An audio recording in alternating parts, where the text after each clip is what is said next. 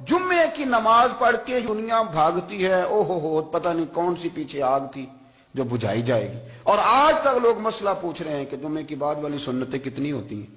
میں نے کہا کتنے سال ہو گئے جمعہ پڑھتے، کتنے سال ہو گئے، ابھی تک سنتوں کا نہیں پتا، ابھی تک نہیں علم کے پہلے کتنی رکھتے ہیں اور بعد میں کتنی رکھتے ہیں۔ فجر کی سنتیں کب پڑھنی چاہیے، سنو فجر کی سنتوں کے بارے میں۔ میرے رسول کریم سید عالم صلی اللہ تعالی علیہ وسلم سے ایک صحابی نے پوچھا تھا، حضور میری فجر کی سنتیں رہ گئیں یا رہ جاتی ہیں تو حکم کیا ہے، کیا انداز ہے حضور کا۔ بخاری مسلم کے لفظ سنو، حضور سید عالم صلی اللہ علیہ وسلم فرمانے لگے، اس نے کیا پوچھا تھا، حضور جواب کیا دیتے ہیں، فرمایا فجر کی سنتیں کبھی نہ چھوڑنا، فجر کی پہلی 2 سنتیں کبھی نہ چھوڑنا۔ یا رسول اللہ صلی اللہ تعالی علیہ وسلم میری رہ گئی ہیں، رہ جاتی ہیں، فرمایا فجر کی 2 سنتیں نہ چھوڑنا، فرمایا فجر کی پہلی 2 سنتیں مجھے دنیا اور دنیا کے اندر جو کچھ ہے وہ سب سے زیادہ پیاری ہے۔ فجر کی 2 سنتیں دنیا اور دنیا میں جو کچھ ہے مجھے وہ سب سے زیادہ پیاری ہیں، اس لیے فجر کی سنتیں نہ چھوڑنا۔ اپنا ذوق، اپنی طبیعت، ہم نے نا ذوق غلط بنا لیا ہے۔ اگر 20 بندے کہہ بھی دیں گے تو نے بڑی شاندار تلاوت کیا تو کیا اس سے بنے گا، 100 بندہ کہہ بھی دے تیری کیا بات ہے، کیا بات ہے نعت خاں کی، کیا بات ہے علامہ صاحب کی، پیر صاحب کی، پیر مہر علی شاہ صاحب رحمت اللہ علیہ۔ آپ تشریف فرما تھے تو آپ کے ایک ہی بیٹے بابو جی جن کو کہا جاتا ہے، جس دن صاحبزادے پیدا ہوئے تو خادم نہ وہاں سے نکلا۔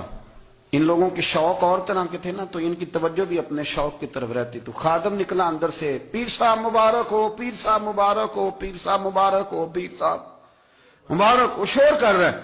تو پیر صاحب کو وجد ہو گیا، اللہ اکبر اللہ اکبر اللہ، وہ کیا ہوا، کس بات کی مبارک دے رہے ہو؟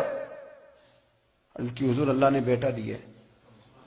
تو آپ فرمانے لگے اچھا حضور آپ کیا ہوا، آپ تو پریشان ہو گئے۔ فرمانے لگے جب تو نے 3 دفعہ کہا نا مہر علی کو مبارک ہو تو میں سمجھا تھا شاید تجھے کسی نے بتا دیا ہے کہ مہر علی سے اللہ راضی ہو گیا، میں سمجھا تھا کہ شاید تو یہ خبر لے کے آیا ہے کہ کسی نے بتایا ہے کہ مجھے آج خبر ملی ہے کہ مہر علی سے رب اچھا پتر ہوا ہے، الحمدللہ اللہ کا شکر ہے، پر میرے لیے مبارک کا دن وہ ہوگا جب میرا رب کہے گا کہ میں مہر علی سے راضی ہوں، میرے محبوب کہیں گے کہ میں مہر علی سے۔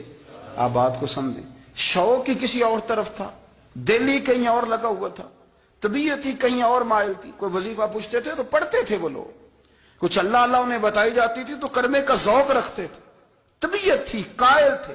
حضرت ربیع کہتے ہیں میں بڑی دور سے سفر کر کے گیا حضرت اویس کرنی سے ملنے، بڑی دور سے، اور جب میں پہنچا تو فجر کا وقت تھا، تو حضرت اویس کرنی کو میں نے پا لیا، تو وہ نماز پڑھ کے نا قرآن شریف لے کے بیٹھ گئے۔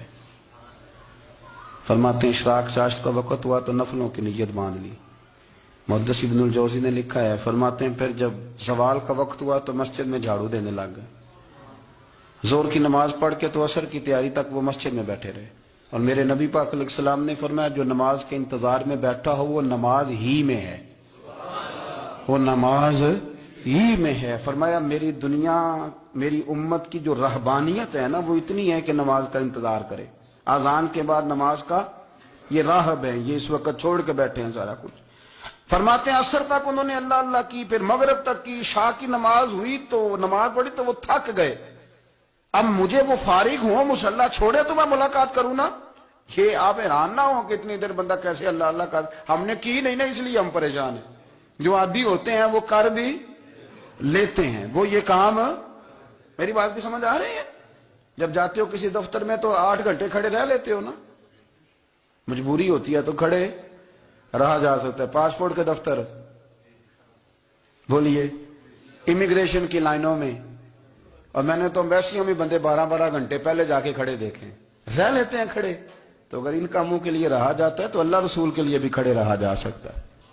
تو فرمانے لگے کہ جب عشاء کی نماز کے بعد آخر انسان تھے، تھک گئے، نیند کا غلبہ ہوا تو تھوڑی ایسے آنکھ بند ہوئی تو کھلی تو رونے لگے۔